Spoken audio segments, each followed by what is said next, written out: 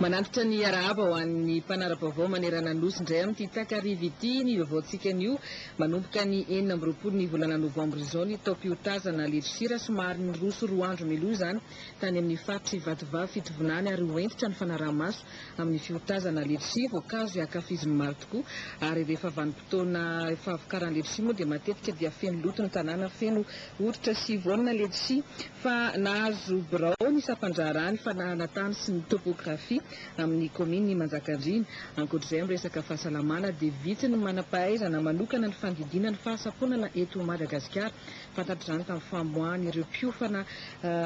manam-pahaizana amin'ity sehatra ity fa isantarantsika ny vaovao aloha amin'izao takariva izao ny resam-pifidianana naneo ny heviny sy nanazava ary nametrapetraka momba ny fahitany manodidina iny fifidianana fitsapakely bahoak'iny zareo avy ao amin'ny seni ary nanome valikafatra ihany koa ny amin'ny farambarana izay nataon'ny KMF Pnoe itolakandro izy ireo niona tamin'ny mpanao gazety. Ezaka lehibe no vitan'ny seni na teo amin'ny fanomanana ny fifidianana na teo amin'ny fanajana ny lalam-pifidianana. Etiana fa nisy ny zavatra tsy ampy saingy tsy azo lavina kosa ny ezaka ngezabe vitan'ny seni araka ny nambara ny Rakoto Arsoa Brino mpitondra teny ny seni. Iny ny fifidianana noraisin'ny seni voalohany afaka nilaza ho navitany andraiky noho izany ny société civile ao anatin'ny seni. Zavatra hita dia misy fanatsarana be dia be tao anatin'ny fifidianana izay misy amin'izao fotoana izao. Raha tsy teny afa-tsy ny bulletin unique, tsy teny afa-tsy ny fananganana ny seni, tsy teny afa-tsy ny hoe ifandrindrana ny fampielezan-kevitra kampany elektoral zany izay fantatsika fa voalazan'ny diditsy volana 2010-003 fa tsy maintsy misy ny tirage au sort. Rehetrarehetra dia tsy hita anatina fifidianana teo aloha ary mbola eo ihany koa ny ataontsika hoe fampiofanana sy fametrahana n'ireny membre bureau de vote ireny ary fanaterana ny vokatra ametrahany eo anivon'ny SRNV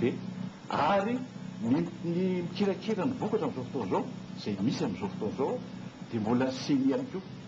Izany hoe raha ohatra zany ka jerena lalam-pifidianana eto amintsika manoloana ny lalam-pifidianana izay misy sy ny critère izay zavatra endrasan'ny raisam-pirenena dia mamaly tanteraka an'izay lalàna sy critère fototra tokony engana zay zavatra misy. Zoan'ny olom-pirenena tanteraka ny mijery ny anarany sy ny fahafahany ihany koa manao ny fitarainana tsy anaty lista izy. Zavatra misy matetika tsy tamity ihany fa saik'izay foana misy dia amin'ny andro fifidianana mikifidy vao fantatra hoe vao mijery hoe tsy ao anaty lista. Nasiany resaka ihany koa ny mahakasika ilay fanambarana nataon'ny KMF Pnoe omaly. Tokony misy appréciation globale aloha dia rehefa avy eo anatina rapport anao satria mbola miditra statistika rehefa tena anao rapport détaillé anao avy eo ka tirer conclusion dia misy étude statistique ao anatin'io mandeha ary io misy rapporté amin'ilay cadre le charte teo foana dia eo anao mamoaka amin'izay hoe conclusion détaillé amin'izay hoe zao ny zavatra misy par rapport au processus raha oharina amin'ny processus ray manontolo fa ny zavatra tokony navoaka dia zavatra général fotsiny ndresahana. Zareo tamin'ilay analyse zany tsy mitovy nefa ny tena marina tokony mitovy ihany satria za koa zao zany mingiako tamin'iza atao anatin'ny fikambanana. Tokony ifandray amin'ny seni avokoa araka izany ireo fikambanana ny société civile rehetra mpanara-maso ny fifidianana satria iray ihany ny tanjona dia ny hanatsara ny fifidianana. Mbola resaka fifidianana izay ihany anisan'ny nasain'ny seni moa araka ny vaovao fantatra ny sénateur Paul Will ny amin'ny resaka fanaraha-maso ihany koa tamin'ny fifidianana farany teo na dia tsy iraka avy amin'ny vondrona eoropeana aza ny tenany misy ny vaovao fohifohy mikasika an'izay sy ny fanehoan-keviny.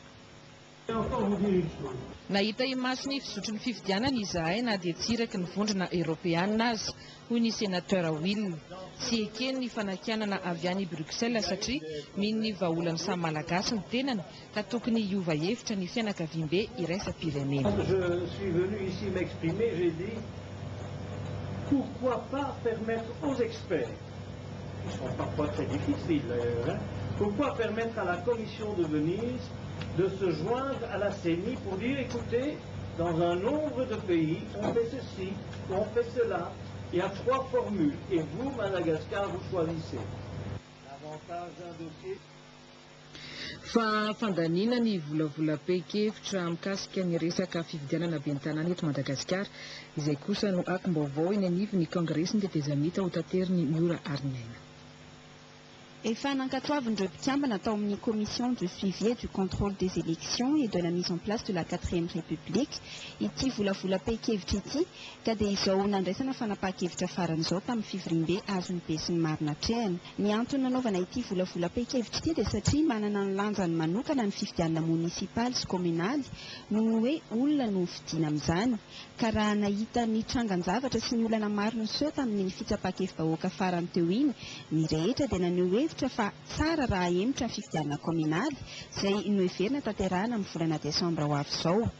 Maro ireo sosokevitra izay natolotry ny vomiera mba hanatsarana trano ny fikarakarana ireo fifidianana ho avy toy ny hoe ny seniny tokony hanendry sy hanakarama ny olona izay andrafitra ny lisam-pifidianana ka ho azony ataony hanasazy azy ireo raha tsy manatanteraka ny andraikiny izy ireo. Tokony apetraka eo anivon'ny district amin'ny centre informatique de district ny fandrafetana ny lisam-pifidianana mba ho akaiky ny vahoaka ny fanaraha-maso an'izany lisitra izany. Tokony ho azon'ireo kandida izay efa nanatitra ny taratasy filatsahany be ny tanàna ny misintona izany aloha ary tokony malalaka ihany koa ny hamerenany an'izany amin'ny fotoana mahamety azy. Sationany ihany amin'ireo sosokevitra naroso ao anatin'ity volavolam-pe-kevitra ity ireo voalazy ireo izay marihana fa nanjaka ny faneho-kevitra tokoa nandritra izao fivoriam-be azony be sy ny maro natrehana izao.